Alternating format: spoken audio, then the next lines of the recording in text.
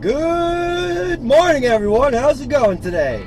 My voice is a little sore. I've been sick, so I'll try to cover it up. How's everybody doing? I've noticed that there have been two types of videos that I mostly put out when it comes to vlogs, and that is one, grabbing the camera and just chilling out with you guys, and two, story time. So today's going to be one of those story time videos. I got something that I want to talk about. So strap yourselves in, because today I'm going to talk about the kinds of scams that I've been hit with in New York City. Alright, two of them I've been hit by, and I feel bad about that. And then two of them, I kind of like put down with an iron fist. And let's begin. For the first scam I want to talk about, I'm going to call it the bodywork scam. This one time I was at a Home Depot with a friend, and we were approached by some group of 5 kids.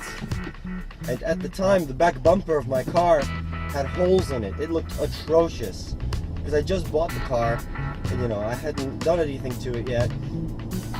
And it was, the rear bumper had holes in it. It was ugly as shit. Like, it was really bad.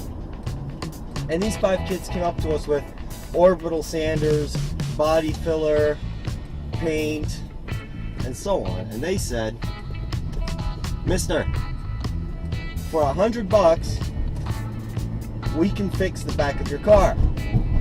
They showed me an Instagram page where they do body work, and they were in a Home Depot lot. And I said, "Hey boys, what's going on? Why are you in a Home Depot lot?" And they said, "Well, we do this on the side because we don't always have work at the body shop that we work at." And I'm like, okay, I see. Fair enough. One of my biggest concerns was that they were going to try to rob us, because it was just me and my friend versus maybe 5 of those kids.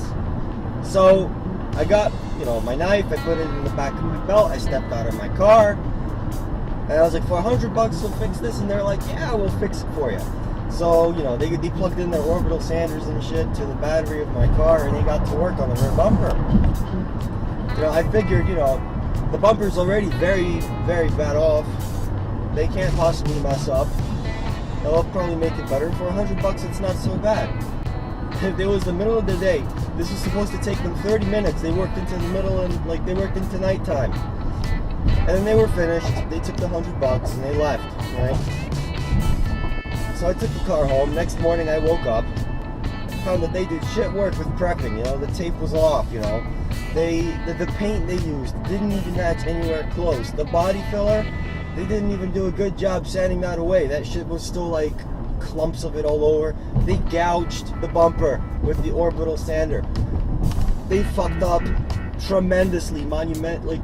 And then I figured it out. I put 2 and 2 together. These kids, they walked around. They were looking for shit cars. They said they could fix it for $100. They make it look like they work, and then they take the $100 and go. And that pissed me off, man. Like, okay, if you spend like $500 fair and square, and then whatever project you're working on or something doesn't work out, like whatever, right? Not a big deal. But like the $100, like the money that someone steals from you, whether it's $5 or $100, now that hurts the most. So I woke up that morning and I was like, oh shit, they fucked up my bumper even more, and they took my money and they fucking ran. And the sick part is, I was watching these guys and what they did, and the funny part is it wasn't so difficult. If they actually put the work into it, they would have made it great. So I took $30. And I did it over myself, and it looks very good now, but shit. So that's the bodywork scam. A bunch of people in the parking lot will approach you. They will say they can fix it for X amount of money. They will make it look like they're fixing it. They'll work into the night. They'll take your money and they'll leave. I can't believe I fell for that. But there's a sucker born every day. And unless you experience it, you'll never know. So now that I've experienced it, I feel like that will make me wiser, yeah? And not only that, but since I watched them do it, I was able to do it myself. So, sure, I was scammed, but that was a $100 lesson in A, scamming, B, bodywork. The next scam I want to talk to you about is the Buddhist monk scam, the Shaolin monk scam, or the monk scam. This one time I was walking around with someone who was a girlfriend at the time in Times Square in New York. We were walking around doing our thing, and we were approached by this like Asian monk in orange clothing. And he stopped us and he started talking to us, and I was like, trying not to talk to this guy, but he was like, Mister, like long ass nails and everything, Mister, I a monk from so and so, and here he pulls out a little book. Here's a picture of my temple. I am on a pilgrimage or something like that to collect money for this temple or something like that. And he's like, I travel to Nepal, I travel to Europe, I travel to United States, and I collect money. In like broken English, that's basically what he said. And I was like, oh yeah, that's nice, sure, whatever. And then he opened this book and he's like, this is a list of everybody who donate. And I'm like, okay. He writes $20 and then he gives the pen to like my girlfriend at the time.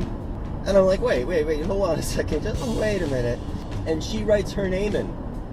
$20, and now all of a sudden, what? Gotta pay him $20, right?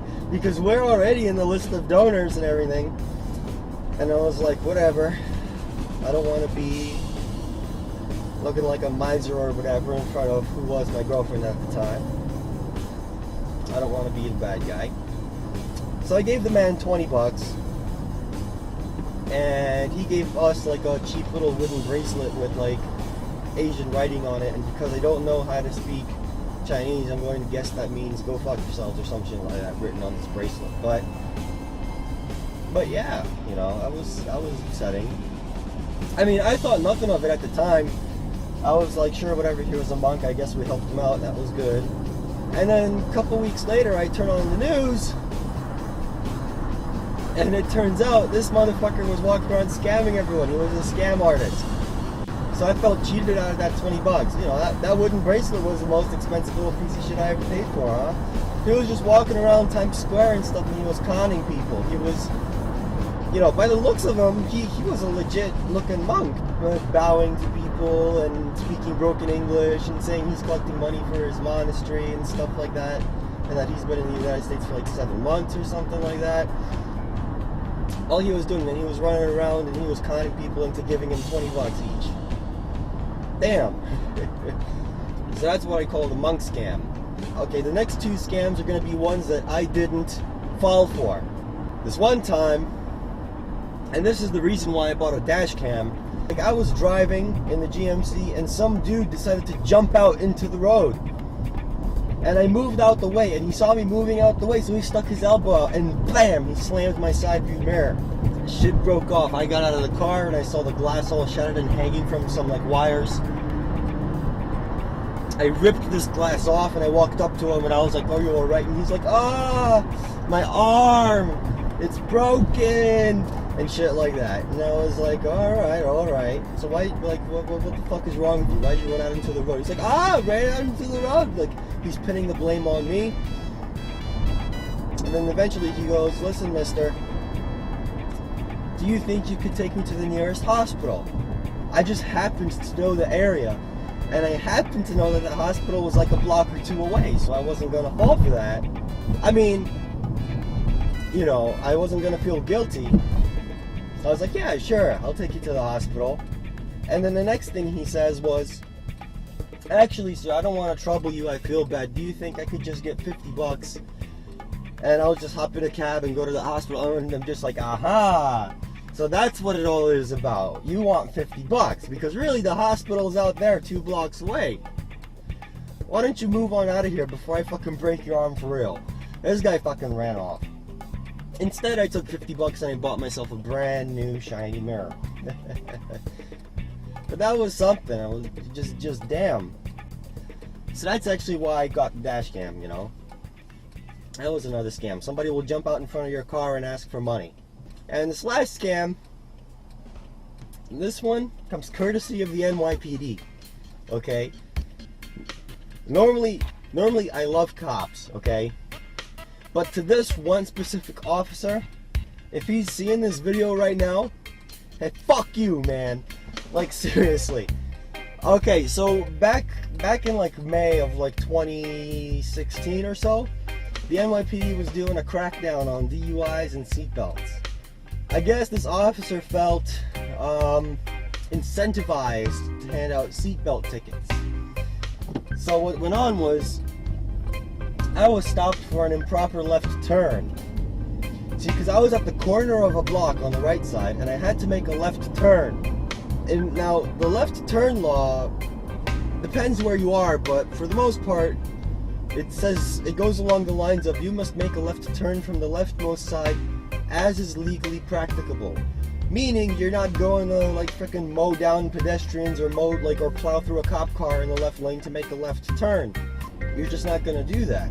So, I tried to the best of my ability to make a left turn from the leftmost side, but realized that if I had to do that, I'd have to make a 90-degree turn across 3 lanes of traffic, make a 90-degree turn right, proceed straight, and then make a left. And that's assuming somebody will let me in. Now, you'll quickly realize that this is bad because it really obstructs the flow of traffic, and it was rush hour in the morning in Manhattan at the time. So I decided it would be a lesser evil to just do a left turn from the second to left lane into the second to left lane. I think that was alright, you know. And then this officer pulls me over, and he walks up to me and goes, "Son, you're doing a proper left turn." And I was like, yeah. Did you not see the traffic going on? And he goes, "No, I don't see no traffic." And I was, and you know, I was at a loss for words. I was like, you know, this guy's gonna dock me a day's pay for some dumb bullshit, right? I'm explaining to him, like, listen, there was traffic. I didn't want to hold nobody up, yeah? And he goes, okay. Let me go to my car. He goes to his car, he comes back, and he's like, "I'm gonna do you a favor. I'm gonna write you a seatbelt ticket." And at the time, I knew full well that they had like a seatbelt crackdown going on.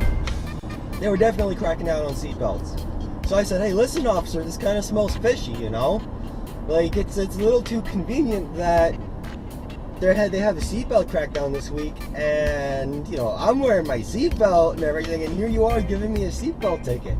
And all of a sudden, like, you know, he got mad. I'm not gonna say he got mad like he started, like, fucking yelling at me and shit, but he was basically like, "Oh, I'm doing you a favor here, you know, this costs $160, but the seatbelt ticket costs $130, and you get no points. Here, I'm busting my ass, like, you should take this ticket."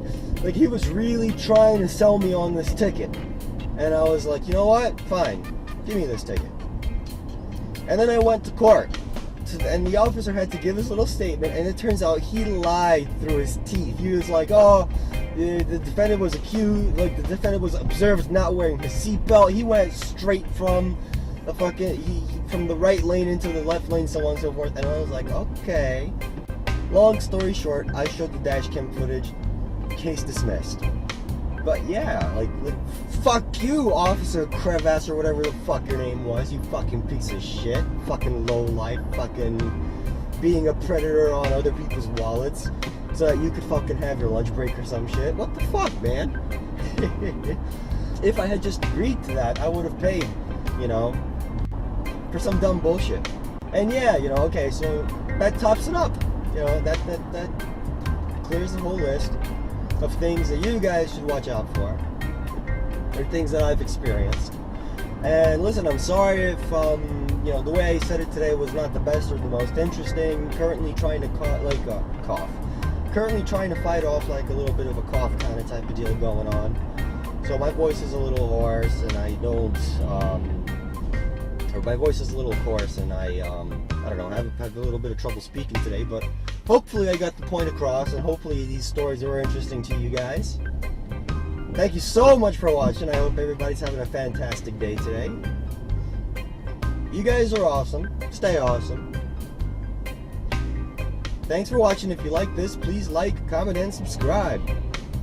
Thanks again, and have a good one.